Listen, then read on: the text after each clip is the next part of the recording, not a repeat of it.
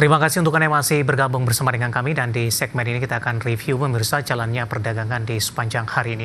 Dan kami ingatkan kembali Anda masih bisa berpartisipasi di WhatsApp interaktif di 0812 di 8788 di 3723 seperti yang tertera di layar televisi Anda nantinya. Dan saat ini kami sudah terhubung melalui Zoom bersama dengan Bapak Dharma Putra Hendy Santoso selaku Branch Manager YB Sekuritas Sudirman. Kita akan langsung sapa saja Pak Hendy, selamat sore. Apa kabar Pak? Boleh di-unmute Pak Hendy? Selamat sore Pak Dev, Ya. kabar baik. Terima kasih Pak Hendy sudah meluangkan waktu di IDX Channel.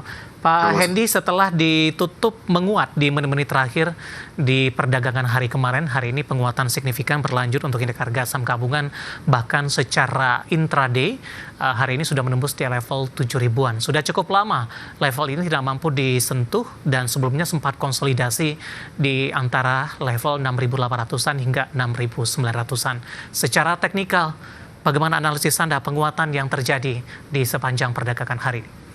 Baik, secara teknikal IHSG bergerak sangat cukup baik ya, dan dia berhasil keluar dari satu pola yang lumayan saya suka, yaitu ascending triangle, di mana target kenaikannya itu bisa mencapai ke level sekitar 7.180 sampai 7.200. Nah, hari ini pergerakan IHSG lumayan bagus banget ya, karena berhasil menembus dari level MA20 di mana dari level 6924 dan berada di support saat ini dengan support IHSG di 6965. Jadi kalau saya lihat IHSG hari ini pergerakannya lumayan oke dengan penguatan dari big banks ya, dan saya percaya ini ada inflow yang mungkin yang telah terjadi seperti itu Pak Dev.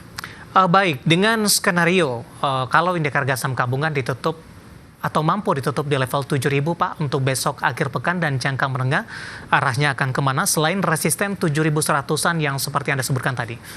Baik, untuk arah menengah, kalau misalnya IHSG berhasil menembus MA200 yaitu di area level 7.088, maka membuka peluang ke level 7.200 ataupun last high-nya yang kemarin.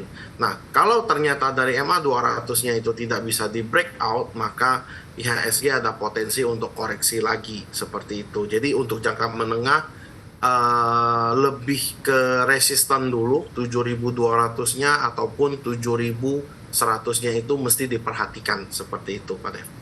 Baik, dari sisi sentimen yang berkembang, bagaimana Anda melihat risalah The Fed, kemudian juga tarif baru Trump,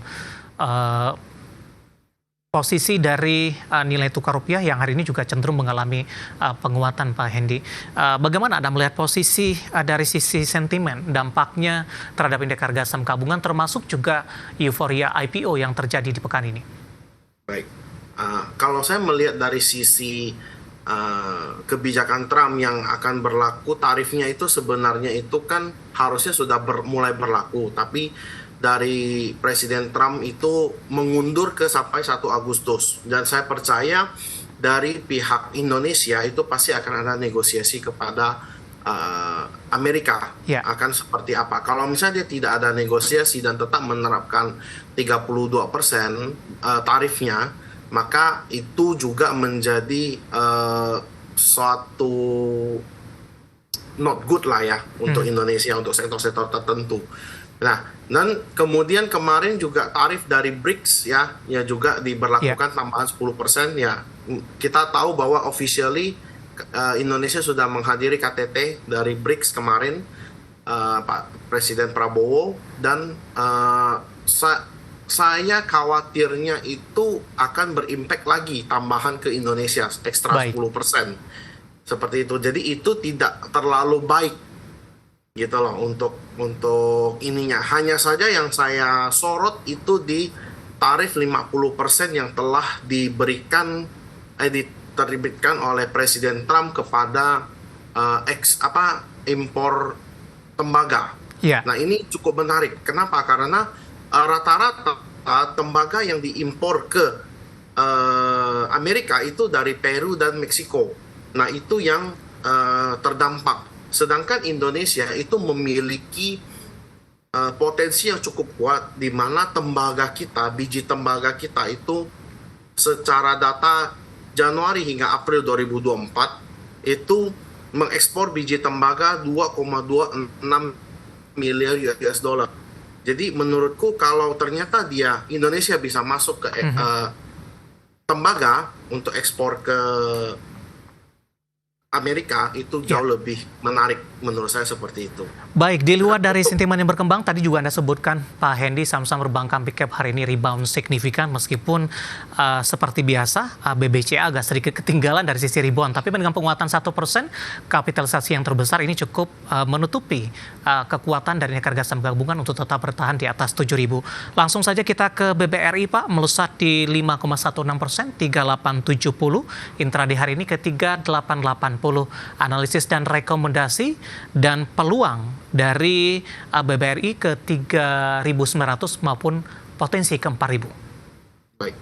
Untuk BBRI menurut saya ini rejection yang cukup bagus karena dia berhasil bertahan di support kuat 3650. Saat ini challenge-nya itu di area 3950 sampai area 4000. Itu merupakan resisten yang lumayan kuat.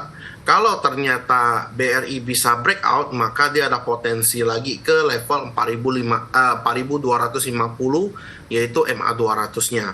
Dengan support saat ini itu di 3.810 sampai 3.760. Rekomendasinya Pak untuk esok akhir pekan?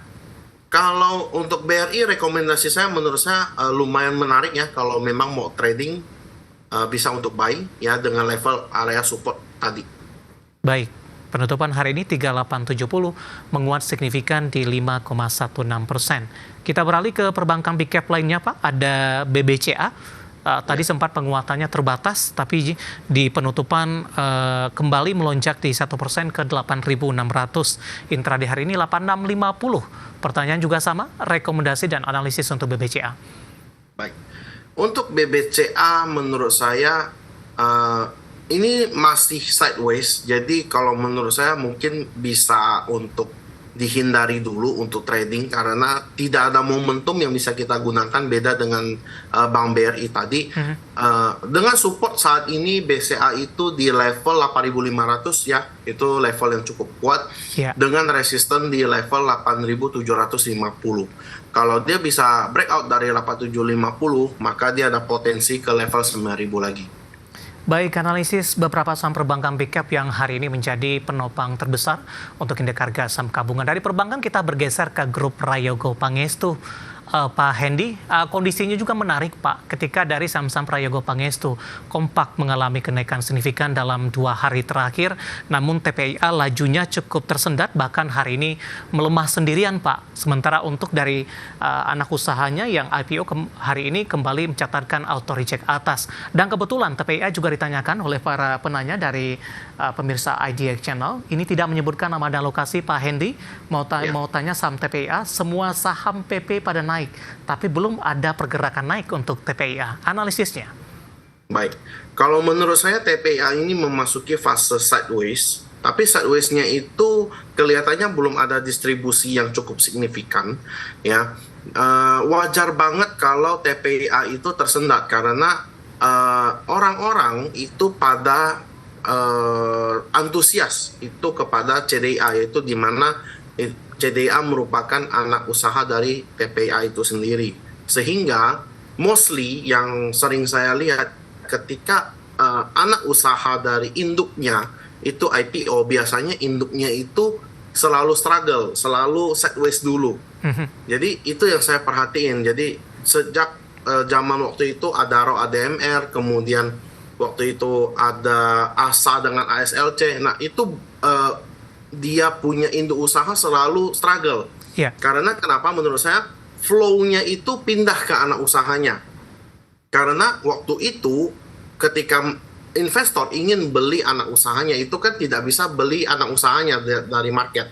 Jadi mereka belinya dari TPIA. Jadi sama aja dengan dia memiliki anak usahanya seperti itu. Nah, karena anak usahanya sudah IPO, maka flow-nya pasti akan terpecah.